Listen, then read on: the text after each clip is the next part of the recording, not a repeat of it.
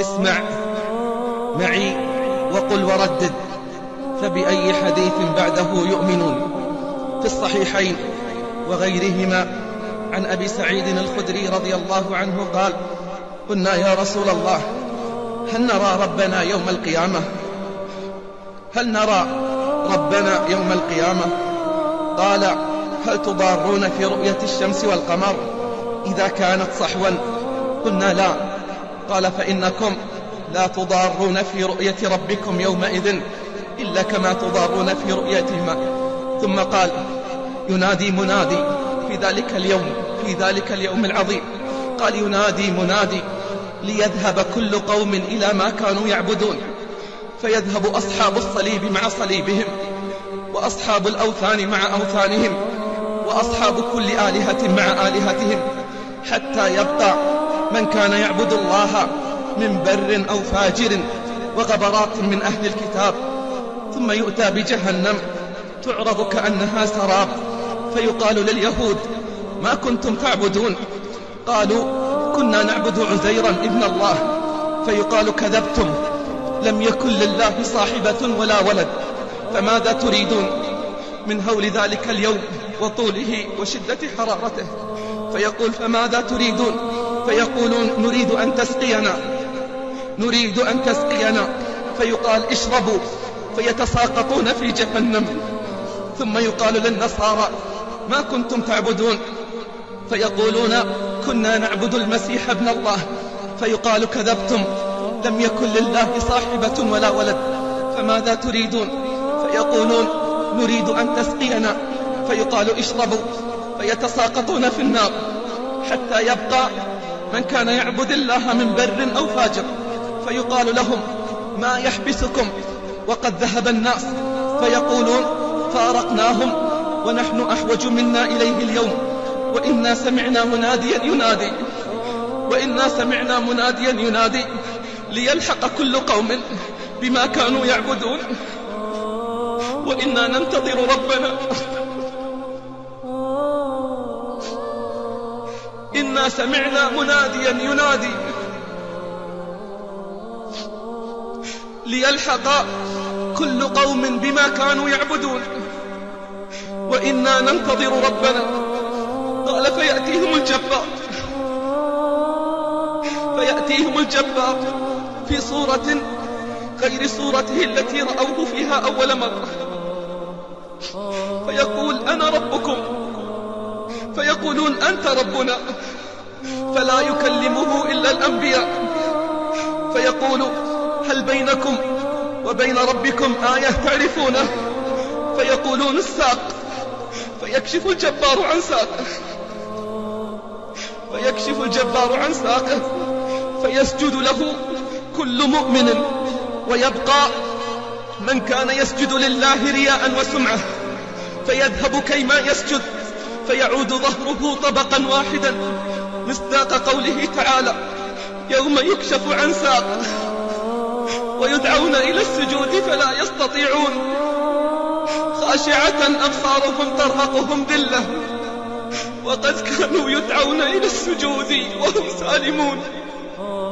فذرني ومن يكذب بهذا الحديث، سنستدرجهم من حيث لا يعلمون، وأملي لهم إن كيدي متين.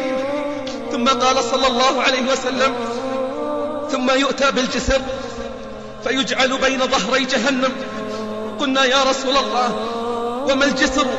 قال: مدحضة مزلة، أي تزل فيه الأقدام ولا تستقر، عليه خطاطيف وكلاليب، جمع كلوب، وهي حديدة معطوفة الرأس، وحسكة مفلطحة، شوكة صلبة من حديد، لها شوكة عقيفاء ملوية تكون بنجد، يقال لها السعدان، نبت له شوك عظيم، يمر المؤمن عليها كالطرف وكالبرق وكالريح وكأجاويد الخيل والركاب، فناج مسلم وناج مخدوش ومكدوس في نار جهنم على وجهه، حتى يمر آخرهم يسحب إلى الجنة سحبا. فما أنتم بأشد لي مناشدة في الحق، قد تبين لكم من المؤمن يومئذ للجبار، وإذا رأوا أنهم قد نجوا في إخوانهم يقولون ربنا. الناجون يقولون ربنا إخواننا الذين كانوا يصلون معنا ويصومون معنا ويعملون معنا. فيقول الله تعالى اذهبوا فمن وجدتم، اذهبوا إلى النار، اذهبوا فمن وجدتم في قلبه مثقال دينار من إيمان فأخرجوه. ويحرم الله صورهم على النار فيأتونهم وبعضهم قد غاب في النار إلى قدمه وإلى أصراف ساقيه فيخرجون من عرفوا ثم يعودون فيقول لهم اذهبوا فمن وجدتم في قلبه مثقال نصف دينار من إيمان فأخرجوه. فيخرجون من عرفوا ثم يعودون فيقول اذهبوا فمن وجدتم في قلبه مثقال ذرة من إيمان، اذهبوا فمن وجدتم في قلبه مثقال ذرة من إيمان فأخرجوه. فيخرجون من عرفوا. قال أبو سعيد فإن لم تصدقوني فاقرأوا إن الله لا يظلم الناس شيئا، إن الله لا يظلم مثقال ذرة وإن تك حسنة يضاعفها ويؤتي من لدنه أجرا عظيما. قال صلى الله عليه وسلم فيشفع النبيون والملائكة والمؤمنون فيقول الجبار بقيت شفاعتي، فيقول الجبار بقيت شفاعتي، فيقبض قبضة من النار فيخرج أقواما قد امتحشوا أي احترقوا فيلقون في نهر بأفواه الجنة يقال له ماء الحياة فينبتون في حافتيه كما تنبت الحبة في حميل السيل. قد رأيتموها إلى جانب الصخرة وإلى جانب الشجرة، فما كان إلى الشمس منها كان أخضر وما كان منها إلى الظل كان أبيض.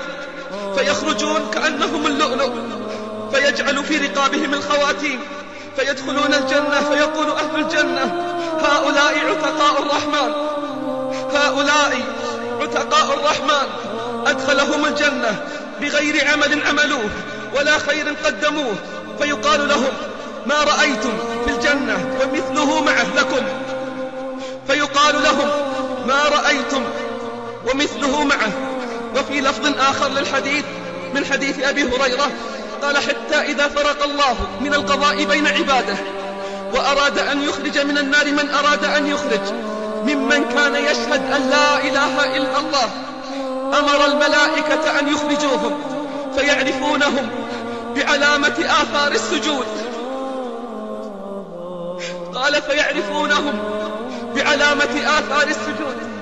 وحرم الله على النار أن تأكل من ابن آدم أثر السجود فيخرجونهم قد امتحشوا يعني احترقوا فيصب عليهم ماء يقال له ماء الحياة فينبتون نبات الحبة في حميل السيل. ويبقى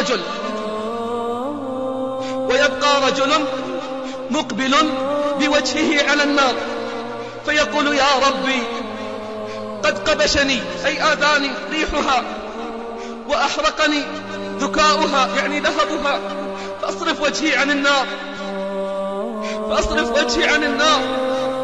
فلا يزال يدعو الله فيقول الله له لعلك إن أعطيتك أن تسألني غيره، فيقول لا وعزتك لا أسألك غيره، فيصرف وجهه عن النار. ثم يقول بعد ذلك يا ربي قربني إلى باب الجنة، قربني إلى باب الجنة. فيقول أليس قد زعمت ألا تسألني غيره وإلك يا ابن آدم ما أغدرك. فلا يزال يدعو فيقول العلي إن أعطيتك ذلك تسألني غيره، فيقول لا وعزتك لا أسألك غيره، فيعطي الله ما شاء من عهود ومواثيق ألا يسأله غيره فيقربه إلى باب الجنة. فإذا رأى ما فيها سكت ما شاء الله أن يسكت، ثم يقول ربي أدخلني الجنة، ثم يقول ربي أدخلني الجنة، ثم يقول أوليس قد زعمت ألا تسألني غيره؟ ويلك يا ابن آدم ما أقدرك. فيقول يا ربي لا تجعلني أشقى خلقك، فيقول يا ربي لا تجعلني أشقى خلقك، فلا يزال يدعو حتى يضحك الله، فلا يزال يدعو حتى يضحك الله. وربي لن نعدم خيرا من رب يضحك. فإذا ضحك منه أذن له بالدخول فيها، فإذا دخل فيها قيل تمنى من كذا فيتمنى، ثم يقال له تمنى من كذا فيتمنى حتى تنقطع به الأماني، فيقول الله له هذا لك ومثله معه. قال أبو هريرة وذلك الرجل آخر أهل الجنة دخولا. فاستعدوا عباد الله للقاء ربكم، فاستعدوا عباد الله للقاء ربكم وأحسنوا ظنكم به، وأحسنوا ظنكم به، فإنه عند حسن ظن العبد به. أحسنوا ظنكم بربكم، فإنه عند حسن ظن عبده به. ومن حسن ظن العبد بربه حسن العمل، ومن حسن الظن أيضا التوبة الصادقة وشكر النعم. عباد الله اتقوا الله واعلموا أنكم ملاقوه، اتقوا الله واعلموا أنكم ملاقوه. وبشر المؤمنين يا أيها الذين آمنوا اذكروا الله ذكرا كثيرا وسبحوه بكرة وأصيلا، هو الذي يصلي عليكم وملائكته ليخرجكم من الظلمات إلى النور، وكان بالمؤمنين رحيما. تحيتهم يوم يلقونه سلام، تحيتهم يوم يلقونه سلام، وأعد لهم أجرا كريما. يا أيها الناس قد جاءتكم موعظة من ربكم، قد جاءتكم موعظة من ربكم وشفاء لما في الصدور وهدى ورحمة للمؤمنين. قل بفضل الله، قل بفضل الله وبرحمته، قل بفضل الله وبرحمته فبذلك فليفرحوا. قل بفضل الله وبرحمته فبذلك فليفرحوا هو خير مما يجمعون. يا من يحار الفهم في قدرتك وتطلب النفس حمى طاعتك، تخفي عن الكون جميل طلعتك وكل ما في الكون من صنعتك. اللهم بيض يوم العرض وجوهنا وثقل موازيننا وكن على الصراط أنيسنا. اللهم إنا نسألك توبة صادقة، اللهم إنا نسألك توبة صادقة قبل الممات يا رب الأرض والسماوات. اللهم يا مقلب القلوب ثبت قلوبنا على دينك، ارحم ضعفنا وتقصيرنا وجهلنا وإسرافنا في أمرنا، لا تؤاخذنا بالتقصير، واعف عنا الكثير وتقبل منا اليسير، إنك يا مولانا نعم المولى ونعم النصير. اغفر لوالدينا ووالدي والدينا ولكل من له حق علينا، اغفر لموتانا وموتى المسلمين، اللهم اغفر لموتانا وموتى المسلمين، اللهم اغفر لموتانا وموتى المسلمين يا رب العالمين. يا أمل التائبين ويا رجاء المذنبين ويا أمان الخائفين ويا ناصر المظلومين ويا قاسم الجبارين، لا تحرمنا فضلك يا رب العالمين. أنت الغني ونحن الفقراء، أنت الغني ونحن الفقراء، وأنت العزيز ونحن الأذلاء، وأنت القوي ونحن الضعفاء. آمنا في أوطاننا واصلح أئمتنا ولاة أمورنا، انصر إخواننا في العراق وفي فلسطين وشيشان وأفغانستان وفي كل مكان يا رب العالمين. انصر من نصرهم واخذل من خذلهم، قوي عزائمهم واربط على قلوبهم وأفرغ عليهم صبرا وثبت الأقدام. فك أسرانا وأسراهم يا رب الأنام. اللهم عليك بكفرة أهل الكتاب الذين يصدون عن سبيلك ويقاتلون أولياءك. اللهم اشدد وطأتك عليهم، اللهم اشدد وطأتك عليهم، اللهم اشدد وطأتك عليهم. اللهم لا ترفع لهم راية ولا تحقق لهم في بلاد المسلمين غاية، وأخرجهم منها